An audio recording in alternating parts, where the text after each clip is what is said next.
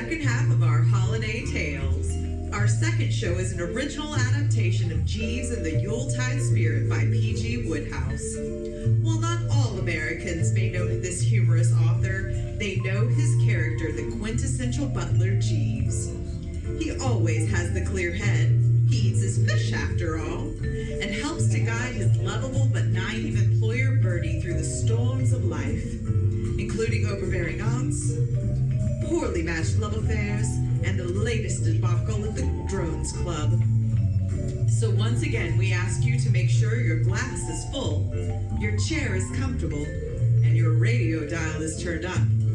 This evening, the Cutthroat Radio Players present to you the premiere radio version of Jeeves and the Yule Tide Spirit.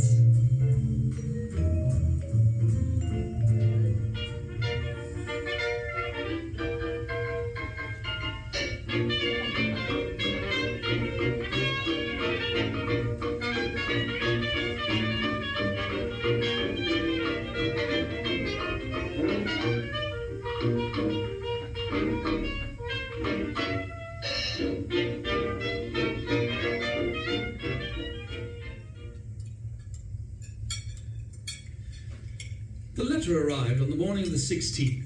I was pushing a bit of breakfast into the Worcester face at the moment, and feeling fairly well fortified with coffee and kippers. I decided to break the news to Jeeves without delay. As Shakespeare says, if you're going to do a thing, you might as well pop right at it and get it over. The man would be disappointed, of course, and possibly even chagrined. But, dash it all, a splash of disappointment here and there does a fellow good. Makes him realize that life is stern and life is earnest. "Oh, Jeeves," I said. Sir?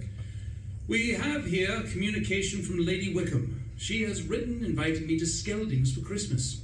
So you will see about bunging the necessities together. We repair thither on the 23rd. Plenty of white ties, Jeeves, and a few hearty country suits to use in the daytime. We shall be there for some little time, I expect." There was a pause. I could feel he was directing a frosty gaze at me, but I dug into the marmalade and refused to meet it. I thought I understood you to say, sir, that you proposed to visit Monte Carlo immediately after Christmas. I know, but that's all off. Plans changed. Very good, sir. At this point, the telephone bell rang. Tiding over very nicely what threatened to be an awkward moment, Jeeves unhooked the receiver. Yes. Yes, madam. Very good, madam. Here is Mr. Wooster. He handed me the instrument. Mrs. Spencer Gregson, sir. You know, every now and then I can't help feeling that Jeeves is losing his grip. In his prime, it would have been well with him, the work of a moment, to have told Aunt Agatha that I was not at home. I gave him one of those reproachful glances and took the machine. "Hello? Yes, hello. Bertie speaking. Hello. Don't keep on saying hello. Yipped the old relative in a customary curt manner. You're not a parrot. Though sometimes I wish you were, because then you might have a little sense. Quite the wrong sort of tone to adopt towards a fellow in the early morning, of course, but what can one do? Bertie, Lady Wickham tells me she's invited you to Skelding for Christmas. Are you going? Rather. Well, mind you behave yourself. Lady Wickham is an old friend of mine. I was in no mood for this sort of thing over the telephone. Face to face, I'm not saying, but at the end of a wire, no. "I shall naturally endeavor, Aunt Agatha," I replied stiffly, "to conduct myself in a manner befitting an English gentleman paying a visit..." What did you say? Speak up, I can't hear. I said righto. Oh, well, mind that you do.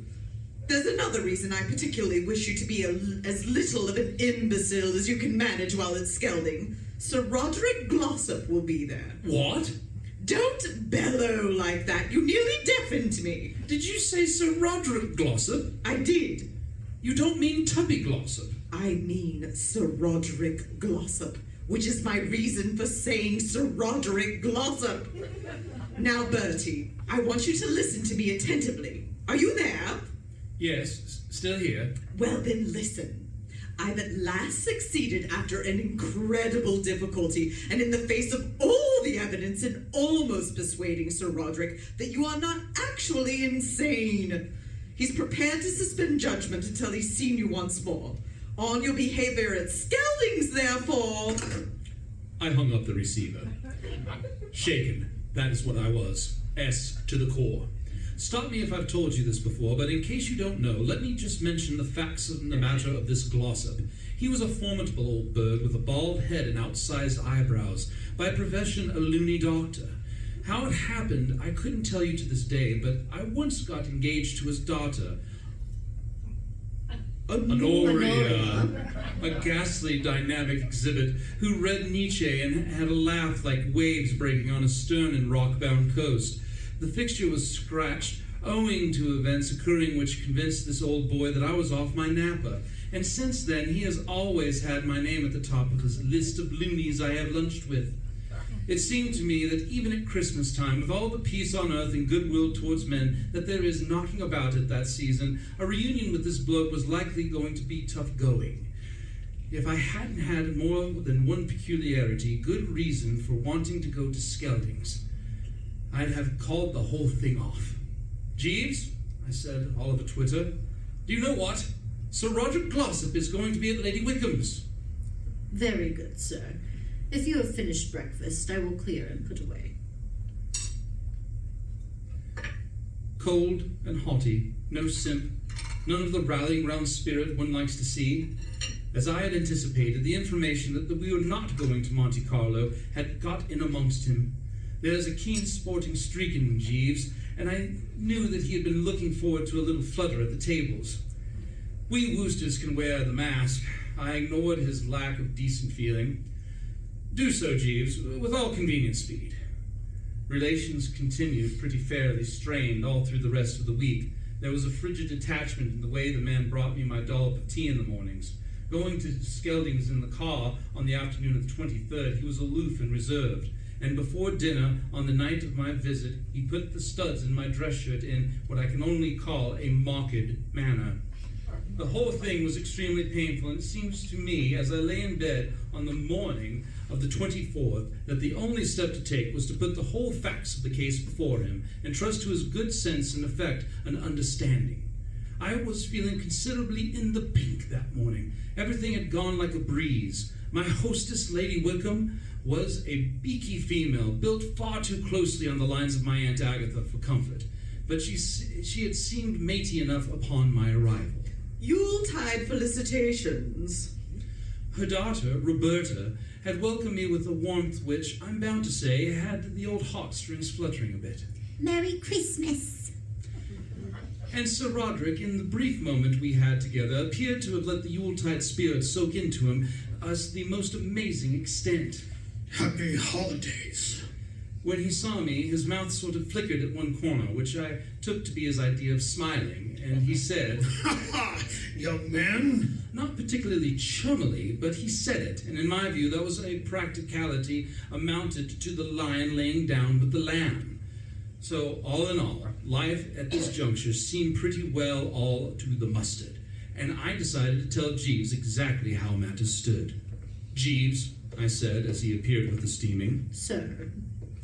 Touching on this business of our being here, I would like to say a few words of explanation. I consider that you have a right to the facts. Sir? I'm afraid scratching that Monte Carlo trip has been a bit of a jar for you, Jeeves. Not at all, sir. Oh, yes, it has. The heart was set on wintering in the world's good old plague spot. I know. I saw your eye light up when we said we were due for a visit there. You snorted a bit and your fingers twitched. I know. And now that there has been a change of program, the iron has entered into your soul. Not at all, sir. Oh, yes, it has. I've seen it. Very well, then. What I wish to impress upon you, Jeeves, is that I have not been actuated in the manner and the mere idle whim. It was through no light and airy caprice that I accepted this invitation to Lady Wickham's. I have been angling for it for weeks, prompted by many considerations. In the first place, does one get the Yule Tide Spirit at a spot like Monte Carlo? Does one desire the Yule Tide Spirit, sir? Certainly one does. I aim all for it. Well, that's one thing. Now, here's another. It was imperative that I should come to Skeldings for Christmas, Jeeves, because I knew that young Tuppy Glossop was going to be here. Sir Roderick Glossop, sir. His nephew. You may have observed hanging about the place a fellow with light hair and a Cheshire cat grin. That is Tuppy, and I have been anxious for some time to get to grips with him. I have it in for that man of wrath. Listen to the facts, Jeeves, and tell me if I'm not justified in planning a hideous vengeance. I took a sip of tea, for the mere memory of my wrongs had shaken me. In spite of the fact that young Tuffy is the nephew of Sir Roderick Glossop, at whose hands, Jeeves, as you are aware, I have suffered much, I fraternized with him freely, both at the Drones Club and elsewhere, and I said to myself that man is not to be blamed for his relations, and that I would have to have my pals hold my Aunt Agatha, for instance, against me. Broad-minded, Jeeves, I think. Extremely, sir. Well, then, as I say, I sought this Tuppy out, Jeeves, and hobnobbed. And what do you think he did? I could not say, sir. I will tell you. One night at dinner at the Drones, he betted me that I wouldn't swing myself across the swimming bath by the ropes and rings. I took him on and was buzzing along in great style until I came to the last ring. And then I found that this fiend in human shape had looped it back against the rail, thus leaving me hanging in the void with no means of getting ashore to my home and loved ones. There was nothing for it but to drop into the water. He told me that he had often caught fellows that way, and what I maintain, Jeeves, is that if I can't get back at him somehow at Skeldings, with all the vast resources which a country house affords at my disposal, I am not the man I was. I see, sir. There is still something in this manner which told me that even now he lacked complete sympathy and understanding. So, delicate though the subject was, I decided to put all my cards on the table. And no, Jeeves, we come to the most important reason why I have to spend Christmas at Skeldings. Jeeves, I said, driving into the old cup once more for a moment, bringing myself out wreathed in blushes. The fact of the matter is, I'm in love. Indeed, sir. Have you seen Miss Roberta Wickham? Yes, sir. Very well, then. There was a pause while I let it sink in. During your stay here, Jeeves, you will, no doubt, be thrown a good deal together with Miss Wickham's maid. On such occasions, pitch it strong. Sir? You know what I mean. Tell I'm a rather good chap. Mention my hidden depths. These things get round. Dwell on the fact that I have a kind heart and was runner-up in the squash handicap at the Drones this year. A boast is never wasted, Jeeves. Very good, sir. But what? Well, sir. I wish you wouldn't say, well, sir, in that soupy tone of voice. I haven't had to speak of this before. The habit is one is growing upon you. Check it. Now, what's on your mind? I'd hardly like to take the liberty, sir. Carry on, Jeeves. We are always glad to hear from you. Always. What I was about to remark, if you'll excuse me, sir, was that I would scarcely have thought Miss Wickham a suitable... Jeeves, if you have anything to say against that lady, it had better not be in my presence. Very good, sir. Or anywhere else, for that matter. What is your kick against Miss Wickham? Oh, really, sir? Jeeves, I insist. This is a time for plain speaking. You have beefed about Miss Wickham. I wish to know why. It merely crossed my mind, sir, that for a gentleman of your description, Miss Wickham is not a suitable mate. What do you mean, a gentleman of my description? Well, sir... Jeeves? I beg your pardon, sir. The expression escaped me inadvertently. I was about to observe that I can only asseverate... Only what? I can only say that, as you have invited my opinion... But I didn't. I was under the impression that you desired to canvass my views on the matter, sir. Oh? Well, let's have them anyway. Very good, sir. Then briefly, if I may say so, sir, though Miss Wickham is a charming young lady... There, Jeeves. You've spoken imperial quart. What eyes? Yes, sir. What hair? Very true, sir. And what espelagris, if that's the word I want. The exact word, sir. All right, then. Carry on. I grant Miss Wickham the possession of all these desirable qualities, sir. Nevertheless, considered as a matrimonial prospect for a gentleman of your description, I cannot look upon her as suitable. In my opinion, Miss Wickham lacks seriousness, sir. She is too volatile and frivolous. To qualify as Miss Wickham's husband, a gentleman would need to possess a commanding personality and considerable strength of character. Exactly. I would always hesitate to recommend as a life's companion a young lady with quite such a vivid shade of red hair. Red hair, sir, in my opinion, is dangerous. I eyed the blighter squarely. Jeeves, you're talking rot. Very good, sir. Absolute drivel. Very good, sir. Pure mashed potatoes. Very good, sir. Very good, sir. I mean, Jeeves, that will be all, I said, and I drank a modicum of tea with a good deal of hauteur. It isn't often that I find myself able to prove Jeeves in the wrong, but by dinner time that night I was in a position to do so, and I did it without delay. Touching on that matter we were touching on, Jeeves, I said, coming in from the bath and tackling him as he studied the shirt. I should be glad if you would give me your careful attention for a moment. I warn you that what I'm about to say is going to make you look pretty silly. Indeed, sir. Yes, Jeeves, pretty dashedly silly it's going to make you look. It may lead you to be rather more careful in the future about broadcasting these estimates of yours of people's characters. This morning, if I remember rightly, you stated Miss Wickham was volatile, frivolous, and lacking in seriousness. Am I correct?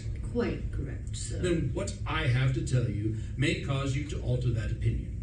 I went for a walk with Miss Wickham this afternoon, and as we walked, I told her about what young Tuppy Glossop did to me in the swimming bath at the Drones.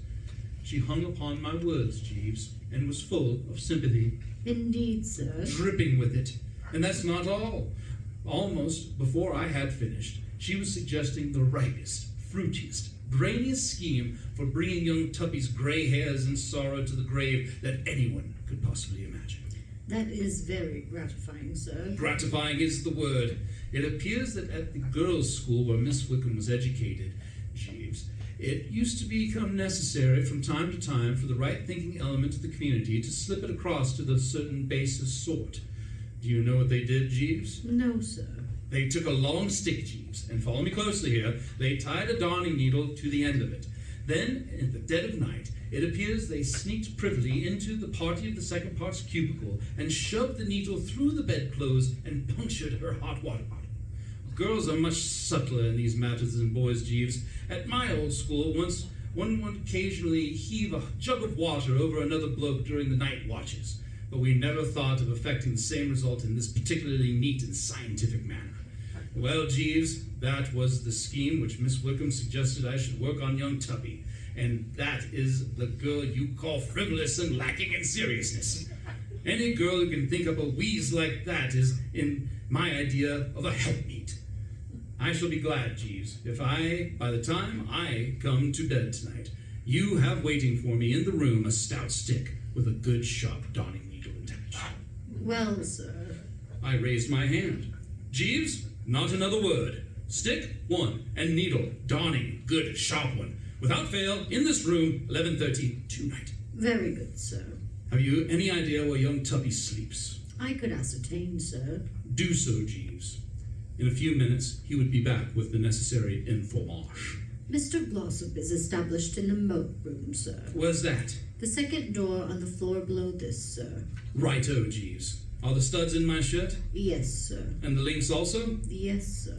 Then push me into it.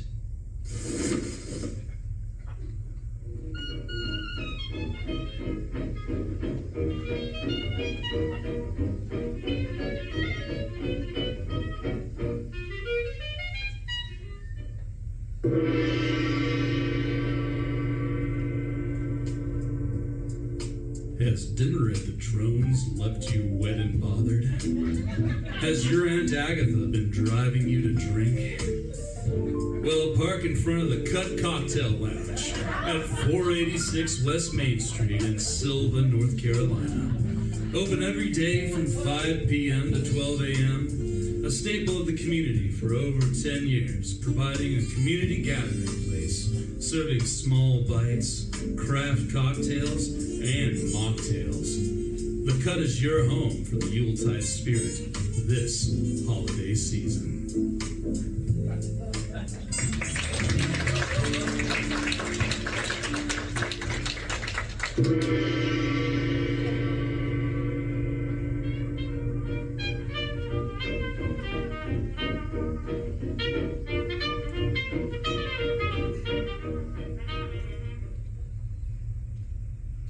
The more I thought about this enterprise, which a sense of duty and good citizenship had thrust upon me, the better it seemed to me. I am not a vindictive man, but I felt, as anybody would have felt in my place, that if fellows like young Tubby are allowed to get away with it, the whole fabric of society and civilization must inevitably crumble. The task to which I had set myself was one that involved hardship and discomfort, for it meant sitting up till well into the small hours, and then padding down a cold corridor, but I did not shrink from it. After all, there's a lot to be said for family tradition. We Woosters did our bit in the Crusades. It being Christmas Eve, there was, as I had foreseen, a good deal of revelry and whatnot. First, the village choir surged round and sang carols outside the front door. And then somebody suggested a dance. And after that, we hung around chatting of this and that, so that it wasn't till past 1 that I got to my room. Allowing for everything, it didn't seem that it was going to be safe to start my little expedition till 2:30 at the earliest. And I'm bound to say that it was only the utmost resolution that kept me from snuggling into the sheets and calling it a day. I'm not much of a lad now for late hours. However, by 2:30, everything appeared to be quiet. I shook off the mists of sleep, grabbed the good old stick and needle, and off along the corridor. And presently, pausing outside the moat room, I turned the handle and found the door wasn't locked, and went in.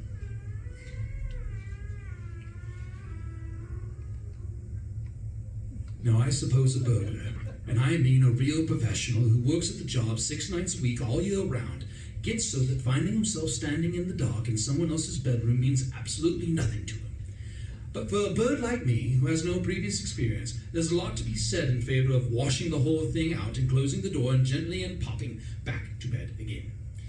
It was only by summoning up all the old bulldog courage of the Woosters and reminding myself that if I let this opportunity slip, another might never occur, that I managed to stick out what you might call the initial minute of the binge. Then the weakness passed, and Bertram was himself again. At first, when I beetled in, the room had seemed as black as coal. But after a bit, things began to lighten. The curtains weren't quite drawn over the window, and I could see a trifle of the scenery here and there. The bed was opposite the window, and the head against the wall, and the end where the feet were jutting out towards where I stood, thus rendering it possible, after one had sown the seed, so to speak, to make a quick getaway. There only remained now a rather tricky problem of locating the old hot water bottle. I mean to say, the one thing you can't do if you want to carry a job like this through with secrecy and dispatch is to stand at the end of a fellow's bed, jabbing the blankets at random with the darning needle. Before proceeding to anything in the nature of definite steps, it is imperative that you locate the bot. I was a good deal cheered at this juncture to hear a fruity snore from the direction of the pillows. Reason told me that a bloke who could snore like that wasn't going to be awakened by a trifle. I edged forward and ran a hand gingerly sort of way over the coverlet. A moment later, I had found the bulge. I steered the good old darning needle onto it, gripped the stick, and shoved. Then, pulling out the weapon, I sidled towards the door, and in another moment would have been outside, buzzing for home and a good night's rest. When suddenly there was a crash that sent my spine shooting up through the top of my head, and the contents of the bed sat up like a jack-in-the-box and said, Who's that? It just shows you how the most careful strategic moves can be the very ones that dish your campaign. In order to facilitate the orderly retreat according to plan, I had left the door open, and the beastly thing had slammed like a bomb. But I wasn't giving much thought to the causes of the explosion, having other things to occupy my mind. What was disturbing me at was this discovery that whoever else this bloke in bed might be, he was not young Tuppy. Tuppy has one of those high, squeaky voices that sound like the tenor of a village choir failing to hit a high note. This one was something between the last trump and a tiger calling for breakfast after being on a diet for a day or two. It was the sort of nasty, rasping voice you hear shouting, "For!" when you're one of the slow foursome on the links and are holding up a couple of retired colonels. Among the qualities it lacked were kindness, suavity, and that sort of dove-like cooing note that makes a fellow feel as though he's found a friend. I did not linger. Getting swiftly off the mark, I dived for the door handle and was off and away, banging the door behind me. I may be a chump in many ways, but as my Aunt Agatha will freely attest, but I know when and when not to be among those present. And I was just about to do the stretch of the corridor leading down to the stairs in a split second, under the record time, for the course, when something brought me up with a sudden jerk. One moment, I was all dash and fire and speed, and the next, an irresistible force had checked me in my stride and was holding me, straining at the leash, as it were.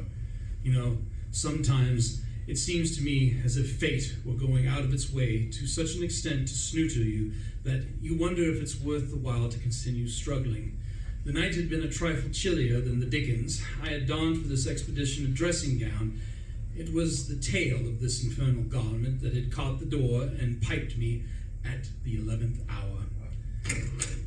The next moment the door had opened. The light was streaming through it, and the bloke with the voice had grabbed me by the arm. It was Sir Roderick Glossop. The next thing that happened was a bit of a lull in the proceedings, for about 3¼ seconds, or possibly more, we just stood there, drinking each other in, so to speak, the old boy still attached with a limpet-like grip to my elbow.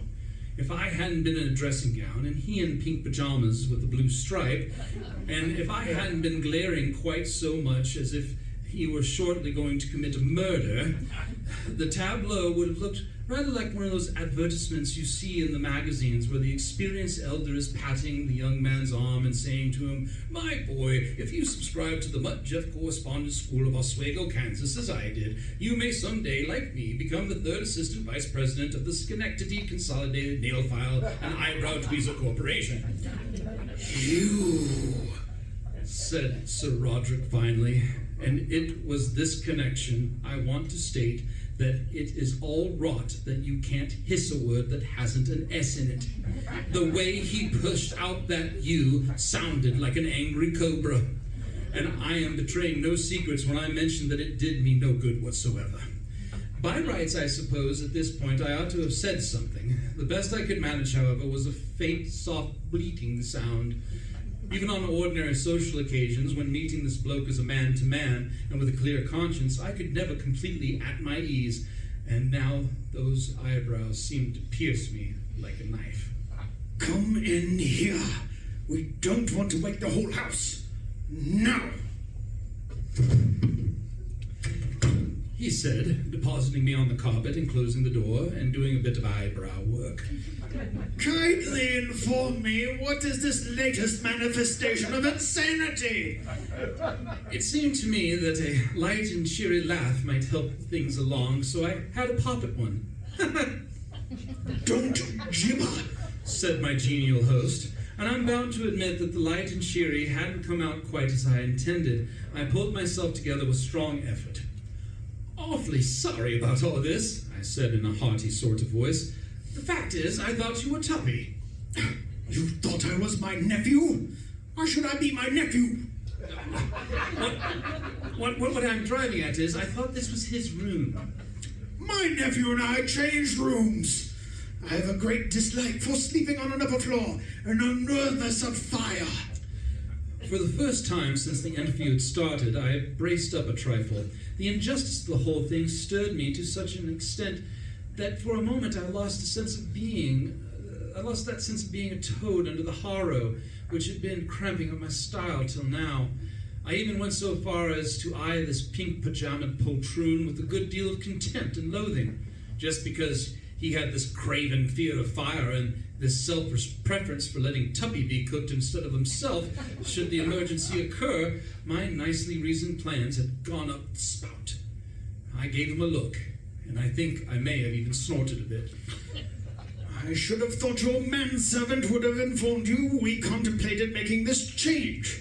I met him shortly before luncheon and I told him to tell you." I reeled. Yes, it is too much to say that I reeled.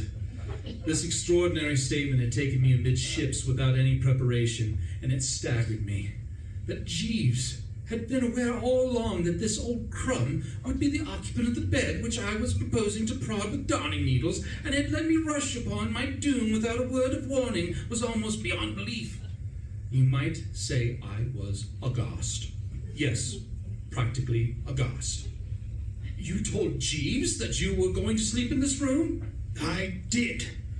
I was aware that you and my nephew were on terms of intimacy, and I wished to spare myself the possibility of a visit from you. I confess it had never occurred to me that such a visit was to be anticipated at 3 o'clock in the morning. What the devil do you mean by prowling around the house at this hour? And what is this thing in your hand? I looked down and found I was still grasping the stick. I give you my honest word that what with the maelstrom of emotions into which his revelation about Jeeves had cast me, the discovery came as an about surprise. This? Oh, yes. What do you mean? Oh, yes. What is it? Well, it's a long story. We have the night before us. It's this way. I will ask you to picture me some weeks ago, perfectly peaceful and inoffensive, after dinner at the Drone, smoking a thoughtful cigarette, and I broke off. The man wasn't listening. He was gargling in a rapt sort of way at the end of the bed, from which there had now begun to drip onto the carpet a series of drops. Good heavens! A thoughtful cigarette, and chatting pleasantly of this and that. I broke off again. He had lifted the sheets and was gazing at the corpse of the hot water bottle. Did you do this? Yes. As a matter of fact, yes. I was just going to tell you. And your aunt tried to persuade me that you were not insane. I'm not. Absolutely not. If you'll just let me explain. I will do nothing of the kind. It all began... Silence! Righto. He did some deep breathing exercises through the nose. My bed is drenched. The way it began... Be quiet! He heaved somewhat for a while. You wretched, miserable idiot! Kindly inform me which bedroom you are supposed to be occupying. It's on the floor above, the clock room. Thank you. I will find it. Eh? I propose to pass the remainder of the night in your room, where I presume there is a bed in a condition to be slept in. You may bestow yourself as comfortably as you can here. I wish you good night, sir.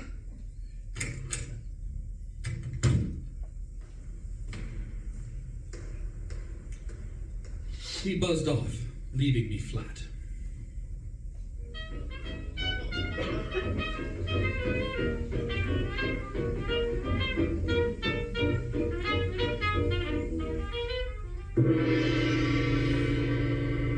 The following commercial is mostly improvised. That's what I've been trying to tell you, Charlie. I've been gone for 3 years. It's been a day or two for you, but I've been gone for 3 years. Are you feeling all right? I'm not feeling all right, Charlie. But I'm glad you're here to listen to me. Because I'm your pal, aren't I, Charlie? Well, yeah, so far so So good. just sit there and listen. Let me tell you all about how this all happened. God, this has been miserable, let me tell you. So there I was, Boston Blackie, minding his own damn business. Solving crimes, wandering around Boston, doing the Boston thing, and then all of a sudden, this interdimensional being or some shit came and teleported me right off the sidewalk. Drug me through the universe, through space and time. Are you sure that wasn't just a Fish concert? They were in town the other day. Charlie, just, oh God, can you just bear with me for a second, Charlie? I am emotionally traumatized. Okay. Well, tell me what on. What on? So he teleports me every which way but here. I'm talking about, this place, apparently he called it the Planet of the Apes. It was awful. Was it Charlton Heston? Who was that? Never mind. Go ahead. Then he teleported me. He even teleported me into the future up into space where apparently I used this thing called a lightsaber on this guy that was wearing an asbestos armor. And then all of a sudden, Mary comes out of nowhere and puts a bullet in his head. I can't believe I'm able to hold it together, Charlie. It has been an absolute nightmare. But after the last couple times, the powers that be decided to have a little sympathy on old Boston Blackie's poor little soul. After doing a quick little commercial for this little chocolate shop, he sent me to the Stone Age. To the Stone Age? Right to the Stone Age! What kind of chocolate was it? It was not, there's no chocolate in the Stone Age. I just heard you say something about chocolate. I did a commercial. Oh yeah? The room was white, there was no chocolate. Nothing was there. Just me, some imaginary music, and I nailed it. I nailed it, Charlie. Oh. After that, yes, like I said, he sent me to prehistoric times where just as I was about to have my keister bitten by a stegosaurus, he picks me up and he deposits me in this nice little town, leaves me a note, says, pick up something for Mary. It's almost Christmas. So, before that, I was trying to keep my wits about me, Charlie. You know Boston, he ain't a chump for nobody. But I was able to take a quick breather because he said, after this one thing, to prevent this world-ending paradox, that he would send me back to my time. So he dropped me off in this little town to get something for Mary. You know what, Charlie? I remember it like it was yesterday. Yesterday.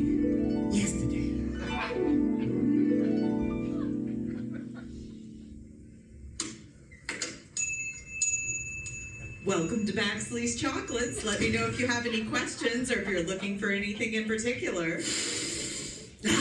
Smell that. What is that smell? Oh, our wonderful caramel maker is making some caramel for us right now. Was that the guy that was just running into the other room just now? Yes, that's him. He's awfully handsome. That's true. Anyway, an associate of mine told me to come here and pick up something for my lady. Her name is Mary. So, walk me around what you got here. What am I looking at? Well, our biggest sellers are our catamount paws and our caramels. We also have some delicious truffles. We just recently started a sponge candy that handsome man you were talking about developed. Sponge candy? Charlie used to bring me sponge candy when he used to go visit Schenectady. Oh, that stuff's delicious. Grab me some of those, some of the caramel, some of those catamaranda things. And, what's this on the wall over here? Well, we have our pre-made boxes. We also have delicious brittles, fudge, caramel corn. Yeah, I think I'll grab, let's see, a bag of that, and let's see. God, this is almost too much to carry. Do you guys like having to ship stuff? Absolutely. During the colder months, we love to ship chocolate to anyone that you'd like us to send in the continental U.S. That sounds amazing. Let's see, let me pull out some change and just go ahead and rate me out for this stuff. I think this is legal tender, is it not? I think so. Yeah, that works. Thank you.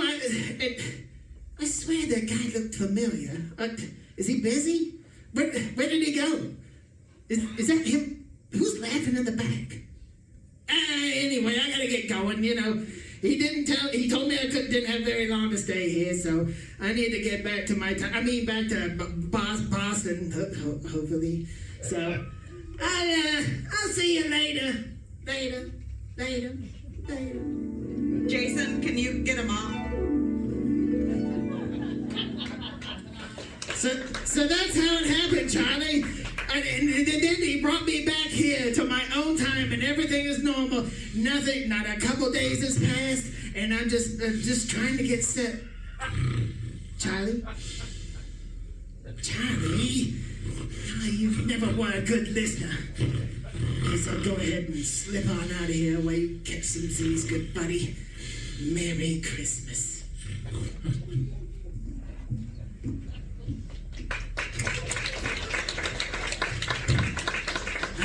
that, Charlie. He's always such a good listener.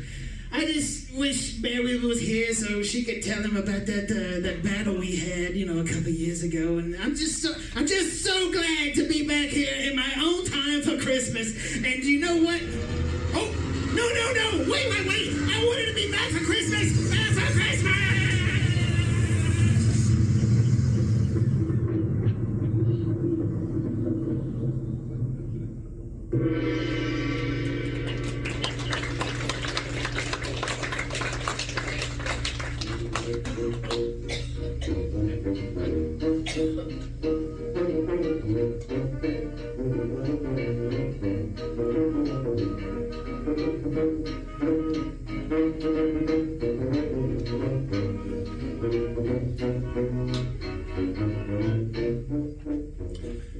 Well, we Woosters are old campaigners. We can take the rough with the smooth.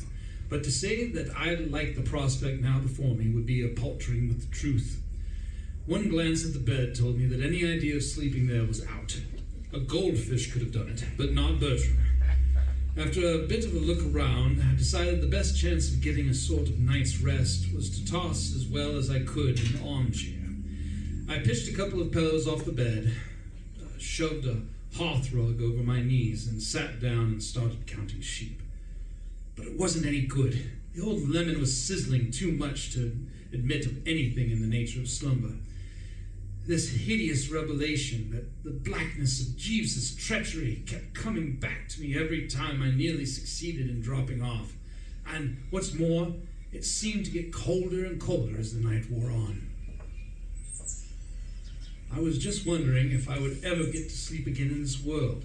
Then a voice at my elbow said, "Good morning, sir." I sat up with a jerk. I could have sworn I hadn't so much as dozed off even for a minute, but apparently I had, for the curtains were drawn back and the daylight was coming in through the window, and there was Jeeves standing behind me with a cup of tea on the tray. "Merry Christmas, sir." I reached a feeble hand out for the restoring brew. I swallowed a mouthful or two and felt a little better. I was aching in every limb, and the dome felt like lead, but I was now able to think with a certain amount of clearness, and I fixed the man with a stony eye and prepared to let him have it. "You think so, do you? Much, tell me, you depends on what you mean by the adjective merry. If, moreover, you suppose that it's going to be merry for you, correct that impression. Jeeves," taking another half-ounce of tea and speaking in a cold, measured voice, "I wish to ask you one question. Did you or did you not know that Sir Roderick Glossop was sleeping in this room last night?" "Yes, sir." "You admit it?" "Yes, sir." "And you didn't tell me?" "No, sir. I thought it would be more judicious not to do so." "Jeeves!" "If you will allow me to explain, sir." "Explain!" "I was aware that my silence might lead to something in the nature of an embarrassing contretemps, sir." "You thought that, did you?" "Yes, sir." "Well, you were a good guesser," I said, sucking down further Bohé. "But it seemed to me, sir, that whatever might occur was all for the best." I would have put in a crisp word or two here, but he carried on without giving me the op. "I thought that possibly, on reflection, sir, your views being what they are, you would prefer your relations with Sir Roderick Glossop and his family to be distant rather than cordial." My views? What do you mean, my views? "As regards a matrimonial alliance with Miss Honoria Glossop, sir." Something like an electric shock zipped through my brain. The man had opened up a new line of thought. I suddenly saw what he was driving at and realized all in a flash that I had been wronging this faithful fellow. All the while, I suppose he had been landing me in the soup. He had really been steering me away from it. It was like those stories that one used to read as a kid about the traveler going along a dark night and his dog grabs him by the leg of the trousers and he says, "Down, down, Rover. What are you doing, Rover?" And the dog hangs on and he gets rather hot under the collar and he finds that he's been standing on the edge of a precipice and one more step would have, well, anyway, you get the idea. And what I'm driving at is that much the same sort of thing seemed to have happened now. It's perfectly amazing how a fellow will let himself get off his guard and ignore the perils which surround him. I give you my honest word, it had never struck me to this moment that my Aunt Agatha had been scheming to get me in right with Sir Roderick so that I should eventually be received back into the fold, if you see what I mean, and subsequently pushed on Honoria. My God, Jeeves, I said, palling. Precisely, sir. Do you think there was a risk? I do, sir. A very grave risk. A disturbing thought struck me. But, Jeeves, on calm reflection, won't Sir Roderick have gathered by now that my objective was young Tuppy, and that puncturing his hot water bottle was just one of those things that occur when the Yule Tide Spirit is abroad, one of those things to have to be overlooked and taken with an indulgent smile and fatherly shake of the head? I mean to say, young blood and all that sort of thing. What I mean is, he'll realize that I wasn't trying to snooter him, and then all the good work will have been wasted. No, sir. I fancy not. That might have possibly been Sir Roderick's mental reaction, had it not been for the second incident. The second incident?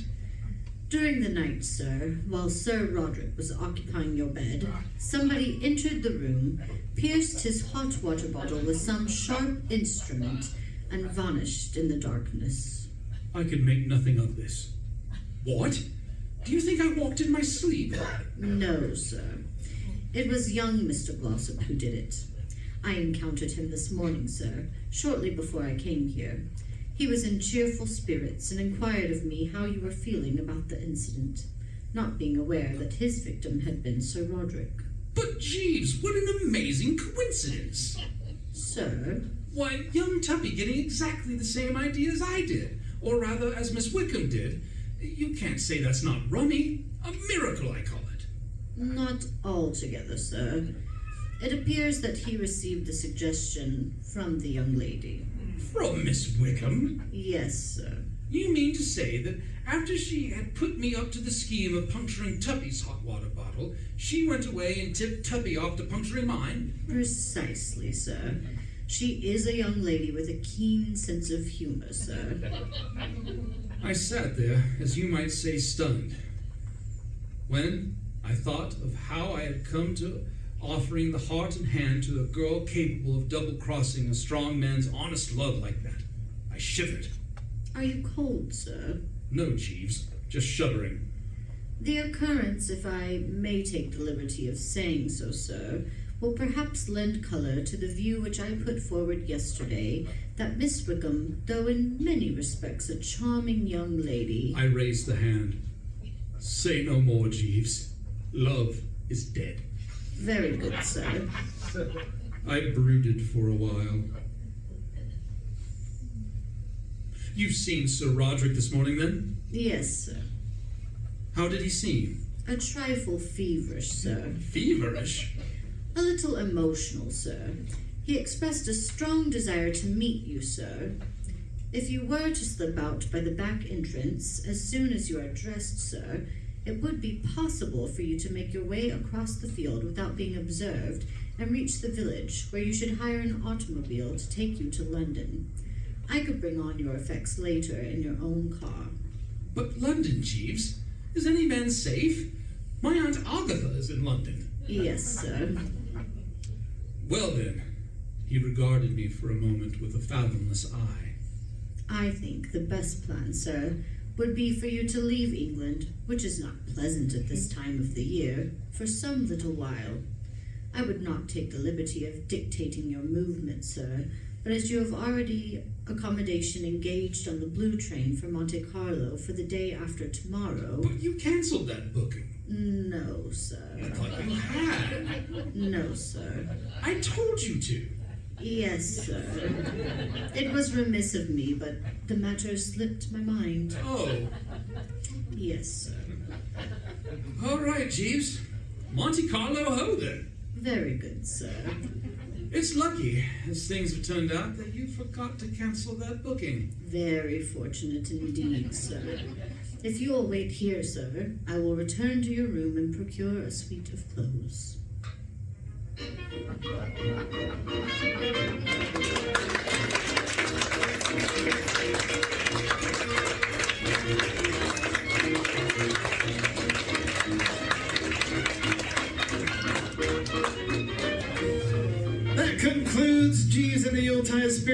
Thanks a lot for coming out. Rady Large, everybody. April Hicks.